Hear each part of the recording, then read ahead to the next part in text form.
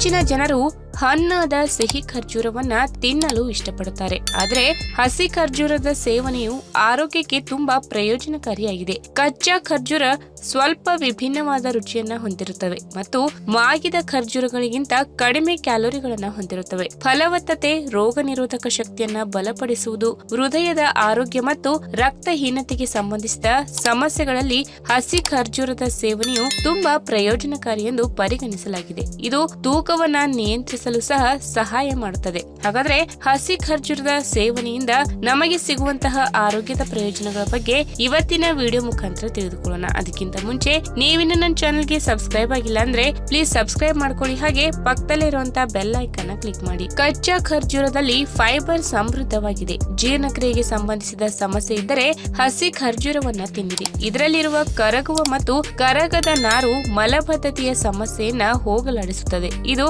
ಹೊಟ್ಟೆ ಉಬ್ಬರ ಮತ್ತು ಅಸಿಡಿಟಿಯಲ್ಲೂ ಪರಿಹಾರವನ್ನ ನೀಡುತ್ತದೆ. ಇನ್ನು ಹಸಿ ಖರ್ಜೂರವನ್ನ ಸೇವಿಸುವುದರಿಂದ ಹೃದಯ ಸಂಬಂಧಿ ಕಾಯಿಲೆಗಳಿಂದ ನಿಮ್ಮನ್ನ ರಕ್ಷಿಸುತ್ತದೆ. ಇದು ಹೃದಯಾಘಾತದ ಅಪಾಯವನ್ನ ಕಡಿಮೆ ಮಾಡುತ್ತದೆ. ಇನ್ನು ಉತ್ಕರ್ಷಣ ನಿರೋಧಕಗಳಲ್ಲಿ ಸಮೃದ್ಧವಾಗಿರುವ ಆಹಾರವನ್ನ ಸಂತಾನೋತ್ಪತ್ತಿ ಆರೋಗ್ಯಕ್ಕೆ ಪ್ರಯೋಜನಕಾರಿ ಎಂದು ಪರಿಗಣಿಸಲಾಗುತ್ತದೆ. ಫಲವತ್ತತೆಗೆ ಸಂಬಂಧಿಸಿದ ಸಮಸ್ಯೆಗಳಲ್ಲಿ ಕಚ್ಚಾ ಖರ್ಜೂರದ ಸೇವನೆಯು ಪ್ರಯೋಜನಕಾರಿಯಾಗಲಿದೆ. ಇನ್ನು ಕಚ್ಚಾ ಖರ್ಜೂರದಲ್ಲಿ ಜೀವಸತ್ವಗಳು ಮತ್ತು ಖನಿಜಗಳು ಸಮೃದ್ಧವಾಗಿವೆ. ಇದರಲ್ಲಿರುವ ಮ್ಯಾಗ್ನೀಷಿಯಂ ಮತ್ತು ಕ್ಯಾಲ್ಸಿಯಂನಂತಹ ಅಂಶಗಳು ಆರೋಗ್ಯಕ್ಕೆ ಪ್ರಯೋಜನಕಾರಿ. ವಿಟಮಿನ್ B6 ಸಹ ಇದರಲ್ಲಿ ಕಂಡುಬರುತ್ತದೆ. ಇದರಿಂದಾಗಿ ಕೂದಲು ಉದುರುವುದಿಲ್ಲ ಮತ್ತು ಚರ್ಮವು ಹೊಳೆಯುತ್ತದೆ. ಇನ್ನು ಕಚ್ಚಾ ಖರ್ಜೂರದಲ್ಲಿ ಕ್ಯಾಲೋರಿಗಳ ಪ್ರಮಾಣವು ತುಂಬಾ ಕಡಿಮೆಯಾಗಿದೆ. ಸುಮಾರು 80 ಗ್ರಾಂ ಕಚ್ಚಾ ಖರ್ಜೂರವು 142 ಕ್ಯಾಲೋರಿಗಳನ್ನು ಹೊಂದಿರುತ್ತದೆ. ಬೆಳಗಿನ ಉಪಹಾರದಲ್ಲಿ ಇದನ್ನ ಸೇವಿಸುವುದರಿಂದ ತೂಕ ನಿಯಂತ್ರಣಕ್ಕೆ ಬರುತ್ತದೆ. ಇನ್ನು ರಕ್ತಹೀನತೆಯ ಸಮಸ್ಯೆಯಲ್ಲೂ ಖರ್ಜೂರದ ಸೇವನೆಯು ಪ್ರಯೋಜನಕಾರಿಯಾಗಿದೆ. ರಕ್ತಹೀನತೆಯಲ್ಲಿ ದೇಹದಲ್ಲಿ ಕಬ್ಬಿಣ ಮತ್ತು ರಕ್ತದ ಕೊರತೆ ಇರುತ್ತದೆ. ಕಚ್ಚಾ ಖರ್ಜೂರದ ಸೇವನೆಯು ಈ ಕೊರತೆಯನ್ನ ನೀಗಿಸುತ್ತದೆ.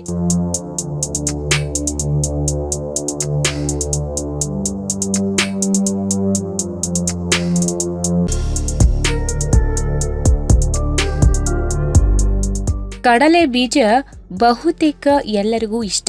ಹಾಗಾಗಿ ಇದನ್ನ ಬಡವರ ಬಾದಾಮಿ ಎಂದು ಕರೆಯಲಾಗುತ್ತದೆ. ನಮ್ಮ ಹಿರಿಯರು ಸುಮ್ಮನೆ ಇದನ್ನ ಬಡವರ ಬಾದಾಮಿ ಎಂದು ಕರೆದಿಲ್ಲ. ನಮ್ಮ ದೇಹಕ್ಕೆ ಬಾದಾಮಿಗಿಂತ ಹೆಚ್ಚಾದ ಲಾಭ ನೀಡುವ ಶಕ್ತಿ ಈ ಕಡಲೆ ಬೀಜಗಳಿಗಿದೆ. ಆದರೆ ಅದನ್ನು ಸರಿಯಾದ ರೀತಿಯಲ್ಲಿ ಸೇವನೆ ಮಾಡಿದರಷ್ಟೇ ಇದರ ಪೂರ್ತಿಯಾದ ಲಾಭ ನಮ್ಮ ದೇಹಕ್ಕೆ ಸಿಗುತ್ತದೆ. ಇನ್ನು ಬಲಹೀನತೆ ಹಾಗೂ ರೋಗಗಳನ್ನು ದೂರ ಮಾಡಲು ಬಾದಾಮಿ ಹಾಗೂ ಮಾಂಸದ ಸೇವನೆ ಮಾಡಿ ಎಂದು ಅನೇಕರು ತಿಳಿಸುತ್ತಾರೆ. ಆದರೆ ಈ ಕಡಲೆ ಬೀಜಗಳನ್ನು ಸರಿಯಾದ ರೀತಿಯಲ್ಲಿ ಸೇವನೆ ಮಾಡಿದರೆ ಇದು ಮಾಂಸ ಹಾಗೂ ಬಾದಾಮಿಗಿಂತಲೂ ಹೆಚ್ಚಿನ ಲಾಭ ನಮ್ಮ ದೇಹಕ್ಕೆ ನೀಡುತ್ತದೆ.